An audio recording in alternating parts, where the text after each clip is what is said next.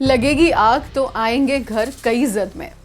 यहाँ पे सिर्फ हमारा मकान थोड़ी है। राहत इंदौरी साहब के कालजयी ये शब्द आज देश में चरितार्थ होते देखे जा सकते हैं। नमस्कार, आप देख रहे हैं द वायर द्वारा प्रस्तुत वीडियो सीरीज शासन।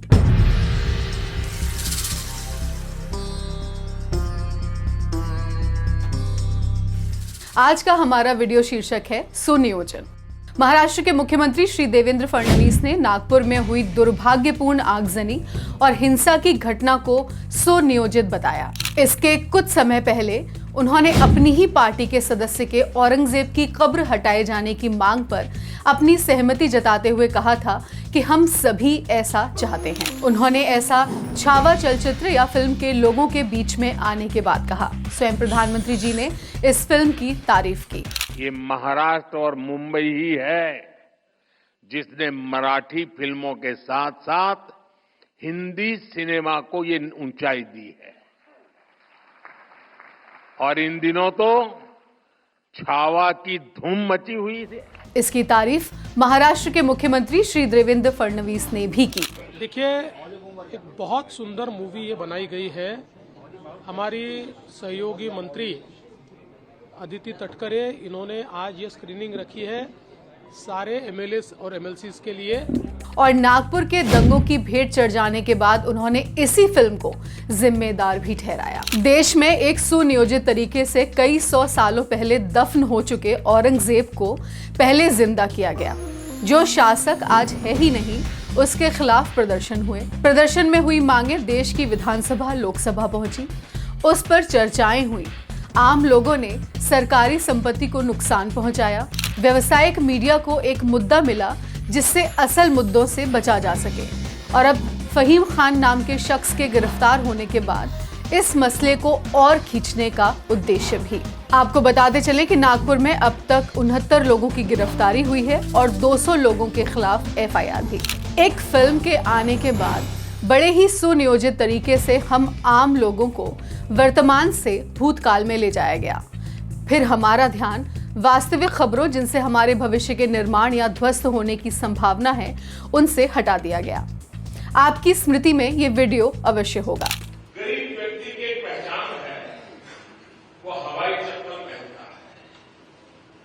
और मैंने उस मीटिंग में कहा था कि मैं चाहता हूं कि हवाई जहाज में हवाई चप्पल वाले लोग दिखाएं। वर्ष 2017 में भारत सरकार ने उड़ान योजना का अनावरण किया था, जिसमें आम लोगों के हवाई जहाज में यात्रा संभव कर पाने की बात कही गई थी। हाल ही में आई खबर ये भी है कि अदानी समूह द्वारा संचालित मुंबई एयरपोर्ट से घरेलू यात्रियों पर 325 रुपए और विदेश यात्रा करने वाले यात्रियों पर 187 रुपए से बढ़कर विकास शुल्क 650 रुपए करने का सुझाव दिया गया है। वर्ष 2021 में भी अदानी समूह द्वारा संचालित लखनऊ एयरपोर्ट पर विमान कंपनियों पर 10 गुना शुल्क बढ़ा दिया गया था। आपको याद होगा कि करोड़ों लोगों ने धर्म के सबसे बड़े पर्व महाकुंभ में पुण्य प्राप्त किया था। करोड़ों की संख्या के ये आंकड़े हमारे पास हैं। राज्य मंत्री श्री नित्यानंद राय ने एक सवाल के जवाब में संसद को बताया कि गृह मंत्रालय के पास कुंभ में भगदड़ का शिकार हुए लोगों के आंकड़े नहीं हैं। उन्होंने इसका जिम्मा राज्य पर डाला। विचार करने वाली बात ये अवश्य है कि करोड़ों के आंकड़े जुटाने से अधिक मुश्किल भगदड़ में गई लोगों की जान का हिसाब रखना है। आश्चर्य तब भी है जब स्वयं उत्तर प्रदेश के मुख्यमंत्री श्री योगी आदित्यनाथ दस्तावेज मजबूत रखने या डॉक्यूमेंटेशन पर जोर दे रहे हों। एक नाविक की कितनी कमाई हुई, इसके आंकड़े आम लोगों के बीच मौजूद हैं, लेकिन कितने आम लोगों की जानें गई, इसके नहीं। वित्त मंत्रालय ने संसद को बताया है कि पिछले 10 वर्षों में प्रवर्तन निदेशालय यानी ईडी द्वारा राजनेताओं के खिलाफ कुल 193 मामले दर्ज किए गए, लेकिन केवल 2 मामलों में ही दोष सिद्ध हुआ। प्रश्न पूछने के लिए हमारे पास वर्तमान में मुद्दे अवश्य हैं, लेकिन एक सुनियोजित तरीके से असल खबरें, जिनसे हम सरकार से अपनी बेहतरी के लिए प्रश्न पूछ सकें, उनके ऊपर एक भारी धार्मिक पर्दा डाल दिया जाता रहा है। जिन मुद्दों पर चुनाव लड़े जाते हैं, वे मुद्दे आज के शासन के दौर में प्रश्न पूछने का आधार नहीं बनते। आपकी स्मृति में शायद ना हो, लेकिन कई बड़े मुद्दे जैसे electoral bond, PM cares fund आदि बड़ी ही आसानी से प्रश्नों के दायरे से बाहर कर दिए और अपने प्रश्नों की दिशा हमने धर्म की तरफ मोड़ दी।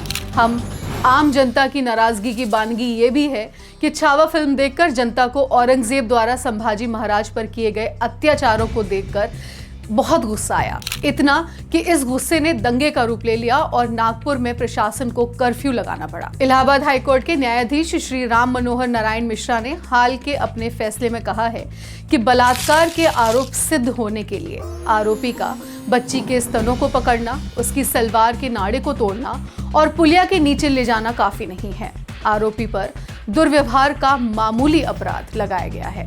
एक मुद्दा सालों पहले जमींदोज हो चुके इतिहास का है और एक मुद्दा वर्तमान है जो आगे के लिए दिशा निर्देश बन सकता है। आम जनता हो या व्यावसायिक मीडिया, दोनों के लिए ही बड़े सवाल का दायरा फिलहाल इतिहास हो चुका शासक औरंगजेब ही है। यूं तो भारत का संविधान हमें पूरी आजादी देता है कि हम अपने भविष्य के निर्माण के लिए शासन से प्रश्न कर सकें। इस आजादी का समुचित और सही प्रयोग करना केवल हम पर ही निर्भर करता है। कुंवर नारायण जी की एक कविता है विश्वासघात। पहले उसे ऊपर उठाओ, उसकी कोठरी को बुनियाद से उखाड़कर खाट की तरह सीधा खड़ा कर दो, फिर उसको उसके घर के बंद किवाड़ों के ऊपर, वह आश्चर्य करेगा। उसके दोनों हाथ उसके पीछे बांध दो और एक बेहतरीन झूठ उसकी आंखों पर। शायद वह कुछ नहीं कहेगा, वह यह मान लेगा कि फिलहाल इसी में उसका भला है। अब उसी के कुएं से निकालकर लाई गई रस्सी का फंदा बनाकर उसके गले में माला की तरह डाल दो।